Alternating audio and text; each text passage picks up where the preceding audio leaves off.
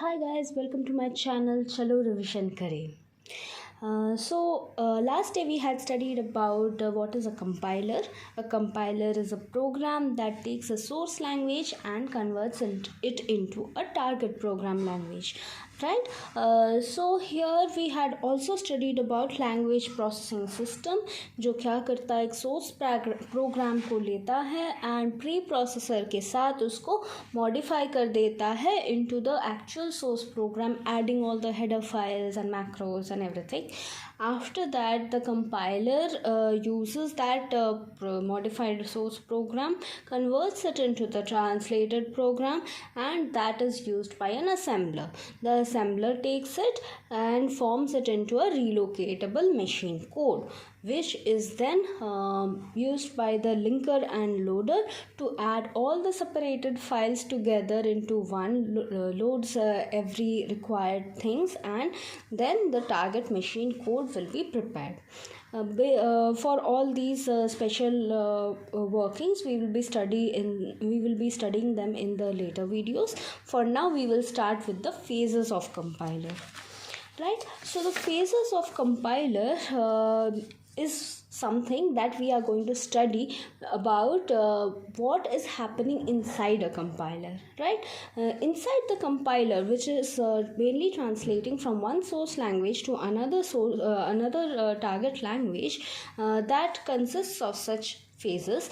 Right, and these phases are divided into two parts. First is the analysis part and second is the synthesis part. Analysis part and the synthesis part.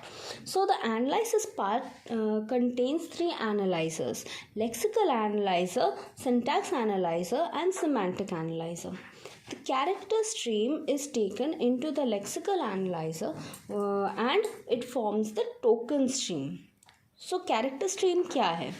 जब भी हम लोग कोई language में को देखते हैं, किसी लैंग्वेज में सपोज़ इंग्लिश में कुछ लिखे हैं, I am going to college, वैसे हर एक लेटर को हम लोग जब स्टडी करेंगे, हर एक लेटर में कुछ ना कुछ मीनिंग हो रहा है, हर एक लेटर को मिला के एक वर्ड बन रहा है and that word matches with some kind of pattern कि हाँ इस वर्ड का ये मीनिंग होगा, ये इसके ऊपर बिलोंग करता है and that we can say that is a valid word. Right, वैसे ही लेक्सिकल एनालाइज़र क्या करता है, जब भी हम लोग कोई कीवर्ड देखेंगे या फिर कोई पैटर्न देखेंगे, उसमें क्या होगा, INT ऐसा कुछ स्टोर हुआ है, तो I के बाद पार्स किया, N के बाद पार्स किया T, बट यहाँ पे पार्स करने के बाद उसको समझ आया कि ये तो पैटर्न मैच कर रहा है. पैटर्न किसका मैच कर रहा है, कीवर्ड का पैटर्न मैच कर रहा है. तो मतलब इसको हम लोग क्या करेंगे, एक टोकन बना के स्टोर करेंगे. जैसे इंट, ये क्या स्टोर कर रहा है, इंट है एक कीवर्ड, ऐसा करके एक टोकन बनाएंगे. ऐसे जितना भी कैरेक्टर्स आ रहा है टू द लेक्सिकल एनालाइज़र, हर एक कैरेक्टर को ऐसे पार्स करते करते उसको पता चल रहा है कि क्या क्या टोकन्स बन रहा है. ये सारा टोकन्स को लेकर ये सिंबल टेबल में स्टोर कर देगा. So symbol table acts as a repository for all the phases, जहाँ पे ये हर एक फेज़ आके स्टोर्ड चीज़ों को यूटिलाइज कर सकता है और अपना वाला स्टोर कर सकता है फॉर फ्यूचर यूज़. इसके बारे में डिटेल्स में आगे के वीडियोस में पढ़ेंगे. अभी देखते हैं स्ट्रीम ऑफ टोकन्स को लेकर सिंटैक्स एनालाइज़र क्या करने वाला है.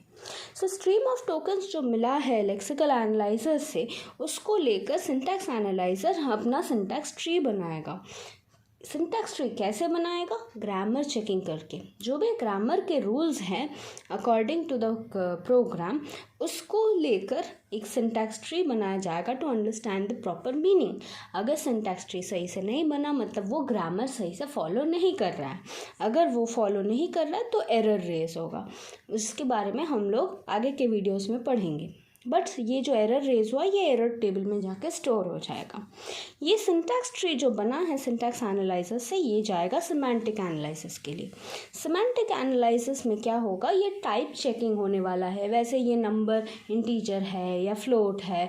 इंटरनल ऑपरेशन क्या होने वाला है, ऐड A B जो हो रहा था, A+B होने वाला है. वहाँ पे ऑपरेशंस वहाँ पे डिफ़ाइन हो जाएगा, वेरिएबल्स डिफ़ाइन हो जाएगा. ये सब कुछ सिमेंटिक एनालिसिस में होगा और वो और एक सिंटैक्स ट्री को हम लोग को रिप्रोड्यूस करके देगा. ये हुआ हम लोग का एनालिसिस फेज कंप्लीट। और ये एनालिसिस फेज होता है front end of the machine of the compiler, जो ये ऊपर का पार्ट कर लिया है। ऊपर का पार्ट मतलब वो एनालिसिस का काम हो गया है, अब सिर्फ जनरेशन बाकी है। अब ये जो जनरेट होगा इस फेज़ को हम लोग कहेंगे सिंथेसिस फेज़, जहाँ पे असल में कोड को जनरेट किया जा रहा है, असली चेकिंग हम लोग का कंप्लीट हो गया है। अभी जो इंटरमीडिएट को जनरेटर करेगा, ये जो सिंटैक्स ट्री लिया है इसको लेकर एक इंटरमीडिएट रिप्रेजेंटेशन बनाया जाएगा, राइट। इसको हम लोग एक रिप्रेजेंट करेंगे, जो रिप्रेजेंटेशन हम लोगों को मशीन इंडिपेंडेंट कोड ऑप्टिमाइज़र में जाके उसको ऑप्टिमाइज़ किया जाएगा। कितना कम स्टेप्स में उसको कन्वर्ट कर सकते हैं, कितना कम स्टेप्स में हम लोग कंप्यूटर को उसको दे सकते हैं। ये जो ऑप्टिमाइज़र का काम है ये बेसिकली उस कोड को सिंप्लीफाई करेगा for better performance, right. Better performance के लिए ऑप्टिमाइज़र ये काम करने वाला है। ये जो ऑप्टिमाइज्ड कोड है, अब इससे जो आउटपुट निकलेगा इसको हम लोग कोड जनरेटर में असल में इंस्ट्रक्शंस लिखने के लिए काम में लगाएंगे। ये इंटरमीडिएट रिप्रेजेंटेशन को हम लोग कोड जनरेशन फेज़ में इंस्ट्रक्शंस के हिसाब से लिखने के लिए काम में लगाएंगे। ये जो इंस्ट्रक्शंस बना है जनरली 3 एड्रेस कोड के हिसाब से लिखा जाता है। इसके बारे में डिटेल्स में पढ़ेंगे आगे के वीडियो में। ये इंटरमीडिएट कोड से इंस्ट्रक्शन फॉर्मेट में लेकर आएगा। ये टारगेट मशीन कोड हम उसी को कहेंगे जो इंस्ट्रक्शंस के फॉर्मेट में है। इन इंस्ट्रक्शंस को भी हम लोग मशीन डिपेंडेंट कोड ऑप्टिमाइज़र से उस मशीन के हिसाब से छोटा करके ऑप्टिमाइज़ करके यूज़ कर सकते हैं, ताकि उस मशीन के लिए ये अच्छे से काम कर सके, कम टाइम में अच्छा परफॉर्मेंस दे सके। And that will produce your target machine code, जो अपना फाइनल मशीन कोड है उसको प्रोड्यूस किया जाएगा। सारे फेजेस में lexical analyser, syntax analyser, semantic analyser, intermediate code generator, machine independent code optimiser और कोड जनरेटर, जो भी सारे फेजेस हैं, ये सारे फेजेस सिंबल टेबल को एक्सेस कर सकते हैं एट द सेम मतलब they all can access the symbol table equally. और ये सारे फेजेस में जब भी कोई एरर रेज होने वाला है, those are stored in the error table. Compiler में हमेशा याद रखिएगा पूरा का पूरा प्रोग्राम एक बार में इनपुट जाता है और फिर उस पूरे को पार्स करके जो भी आउटपुट आया है फिर उसके ऊपर हम लोग आउटपुट निकालेंगे of the target program. Interpreter की तरह ये स्टेटमेंट बाय स्टेटमेंट काम नहीं करेगा, राइट। तो यहाँ पे हम लोग आज क्या पढ़े हैं उसको हम लोग जस्ट थोड़ा सा रिवाइज कर लेते हैं। फेजेस ऑफ कंपाइलर को 2 भाग में भाग किया जा सकता है, एक है एनालिसिस पार्ट और एक है सिंथेसिस पार्ट। एनालिसिस पार्ट में हम लोग लेक्सिकल एनालाइजर से कैरेक्टर स्ट्रीम को टोकन स्ट्रीम में बनाएंगे, टोकन स्ट्रीम को सिंटैक्स एनालाइजर लेकर सिंटैक्स ट्री बनाएगा, सिंटैक्स ट्री को सिमेंटिक एनालाइजर लेकर सिमेंटिक ट्री, और सिंटैक्स ट्री ही बनाता है basically with some additions, right. तो ये जो हुआ मेरा एनालिसिस फेज कंप्लीट। एनालिसिस के बाद हम लोग जाएंगे जनरेशन या सिंथेसिस में, जहाँ पे ये जो सिंटैक्स ट्री मिला है वो इंटरमीडिएट कोड जनरेटर से इंटरमीडिएट रिप्रेजेंटेशन में कन्वर्ट हो जाएगा, जिसको ऑप्टिमाइजर से हम लोग चाहे तो ऑप्टिमाइज कर सकते हैं। एंड उसके बाद कोड जनरेशन में हम लोग का 3 एड्रेस कोड निकलेगा जो असेंबली कोड के बराबर होगा, and it will be very acceptable by the machine. ये हुआ हम लोगों का फेजेस ऑफ कंपाइलर। आज इतना तक ही।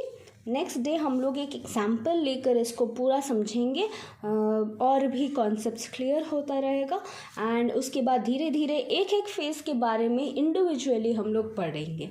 तो मेरे वीडियो को अगर आप लाइक करते हैं, समझ में आ रहा है आपको, तो इसको प्लीज़ लाइक कीजिए, कमेंट बॉक्स में लिखिए, मुझे सजेशंस दीजिए, ताकि हमको समझ आए कि मुझे क्या इम्प्रूवमेंट करना चाहिए और क्या आपको पसंद आ रहा है।